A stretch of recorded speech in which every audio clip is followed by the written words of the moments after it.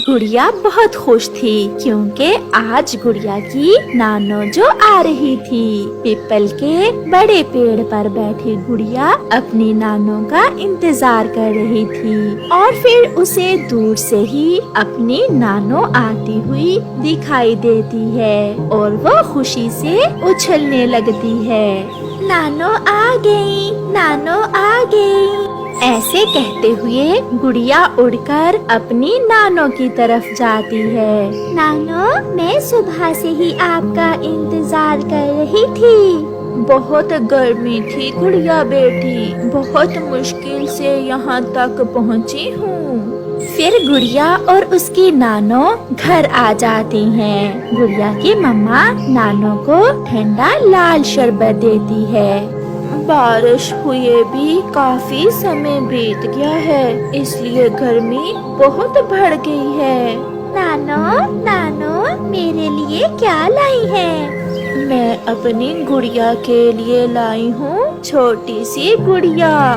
ये कहते हुए गुड़िया की नानो अपने थैले से गुड़िया को एक गुड़िया निकाल कर देती है, जिसे देखकर गुड़िया बहुत खुश होती है। माँ, सब पड़ोसी ठीक थे क्या? हाँ बेटी, सब ठीक थे। तुम तो आई नहीं मुझसे मिलने, सोचा मैं ही मिल आती हूँ। फिर वो सब ऐसे बातें करते हैं। फिर शाम को गुड़िया की मम्मा नानो को खाना देती है। मम्मा, मैं भी खाना नानो के साथ ही खाऊंगी। हाँ, क्यों नहीं, मेरी बेटी मेरे साथ ही खाना खाएगी और मैं नानो के साथ सोऊंगी भी। फिर गुड़िया और उसकी नानो खाना खा लेती हैं। उन दिनों गर्मी भी बहुत बढ़ रही थी और जंगल में मच्छर भी बहुत था।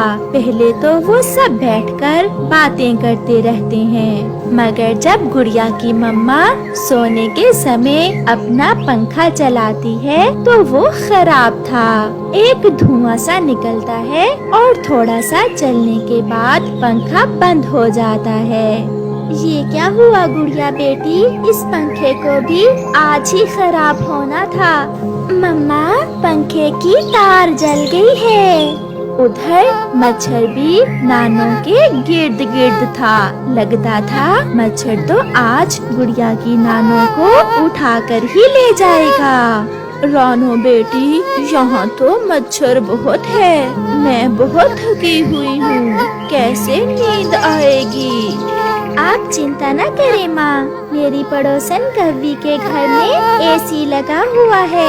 आज की रात हम सब वहाँ चले जाते हैं। फिर वो सब गोरी कव्वी के घर चले जाते हैं।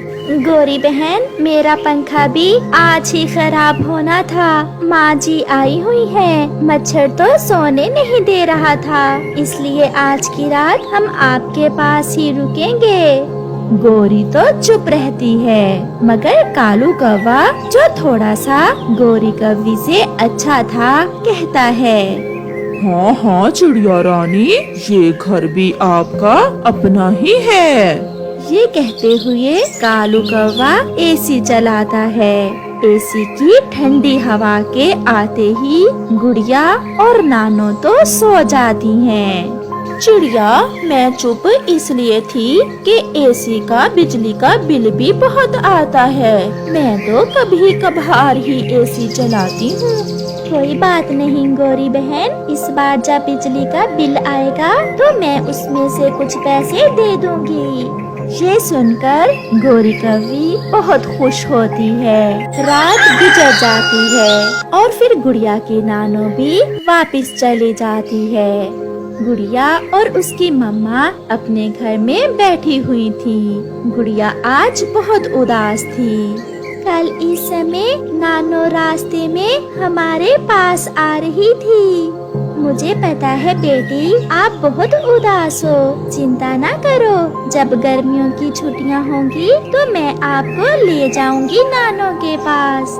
ये सुनकर गुड़िया खुश हो जाती है। ऐसे ही कुछ दिन गुजर जाते हैं। अब तो गोरी हर रोज ही एसी चलाकर सोती थी।